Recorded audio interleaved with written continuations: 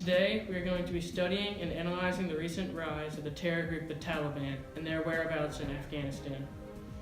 As of the past 20 to 30 years, the Taliban has been causing trouble for the United States and the whole world ever since the fall of the Soviet Union.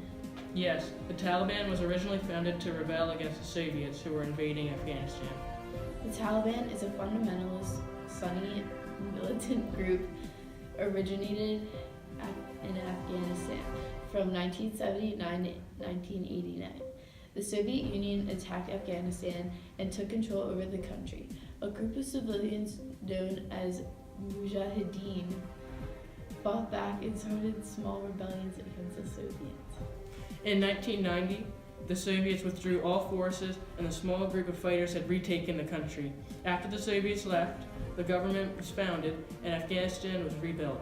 NATO and the UN had invested money into Afghanistan in an attempt to rebuild the country. However, in 1994, the Mujahideen rose and started a civil war.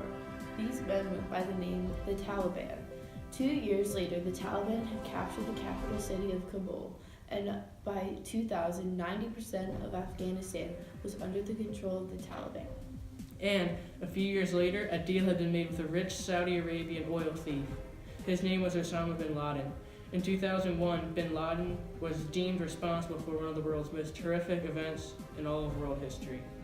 On September 11, 2001, two Boeing 767 planes hit the World Trade Centers in New York City. Two other planes were hijacked. One hit the Pentagon, and the other, Flight 93, was taken over by passengers and crashed in southern Pennsylvania. President George W. Bush, who was in Florida at the time of the attacks, responded by sending American troops to Afghanistan. American troops slowly started to take control of Afghanistan. Americans soon overthrew the Taliban and found and killed Osama bin Laden. The Taliban was accused of giving bin Laden a sanctuary to hide in while the Americans were searching for him. After overthrowing the Taliban, Bush set up a government in Afghanistan and left the country to be governed by themselves as they wished. As Bush left office and Obama entered office, trouble began in Afghanistan. In April 2011, over 500 members of the Taliban escaped from the prison in Kabul. These 500 men began to gather members to retake Afghanistan. As the Taliban grew, they began to overthrow the government the Americans had set up. President Obama sent more troops to Afghanistan in an attempt to push the Taliban back, but the Taliban overthrew the government. The Taliban then regained control over most of Afghanistan. The Taliban occupy about 70% of Afghanistan, based off of a BBC study. Today, the Taliban are being pushed back by American soldiers and the Afghan military as they try to protect the capital city of Kabul. However, a letter from the Taliban to President Donald Trump was recently sent. The Taliban told Trump to take all of his troops out of Afghanistan to impose a peaceful setting. The president has yet to respond to the letter, but multiple attacks on the Taliban suggest that the president will soon take action. Now that we have seen where the Taliban comes from, what do they believe in? We know that they are radical Islamic terrorists who are native to Afghanistan, but what do they actually believe in? The Taliban believes in the Sharia law, also known as the law of God. The Sharia law is a set of principles that some Islams believe in today. The Taliban's goal is to make the entire country of Afghanistan believe and follow the Sharia law, even if force is involved. Now to go into specifics about the group. Let's now talk about the head of the group. The person that is known today as the leader of the Taliban is Mullah Muhammad Omar. Mullah was born a peasant and his father died when he was young. He was left to take care of his family, so they moved all over the place from village to village. Now to give you a little bit of a backstory. In search of a job, Omar moved to Singasar village in the Kandahar province, where he became the village mullah and established a small madrasa in a mud hut, which is an Islamic religious school. Short after, he joined the freedom fighters of Hizb-e-Islami party and fought against the Soviets. After the fall of Najibullah, much of the country was divided into separate provinces run by warlords who sold off vital assets to Pakistani traders and seized homes and farms. By late 1993, members of the Mujahideen from Uruzgan province had resolved to act against the oppressors. The group included Mullah Omar. Joined by other groups, they called themselves the Taliban, meaning students of Islam.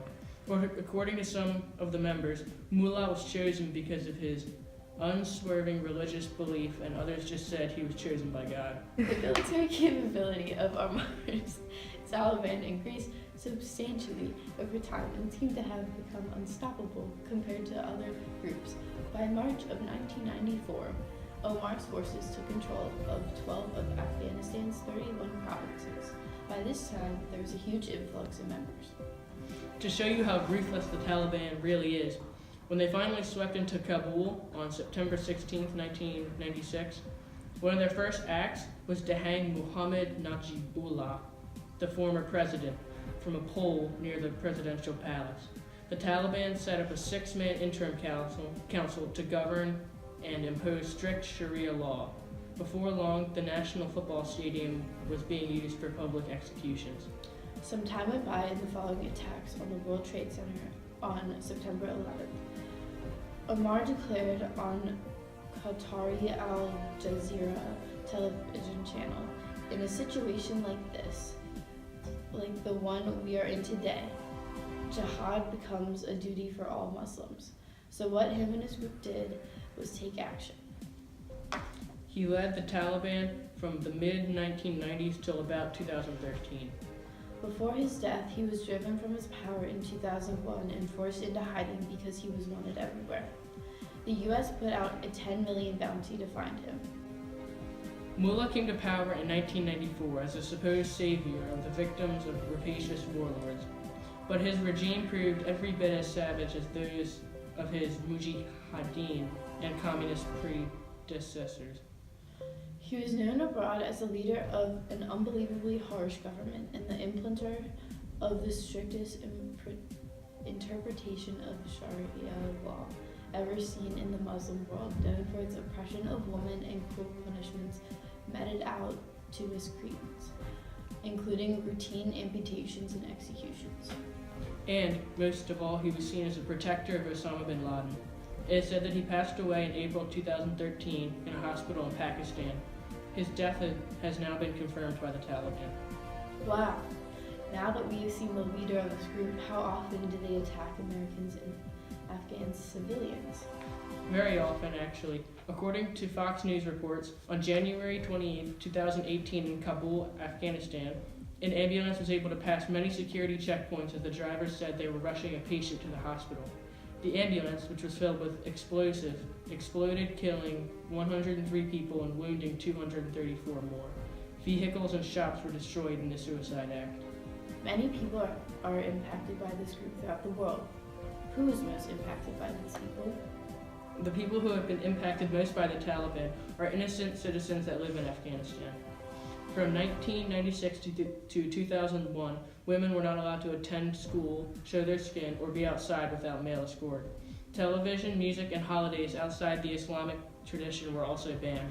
Since then, the Taliban has attacked numerous parts of Afghanistan in attempts to take full control over the country. Wow. We hoped you enjoyed this episode on the Taliban.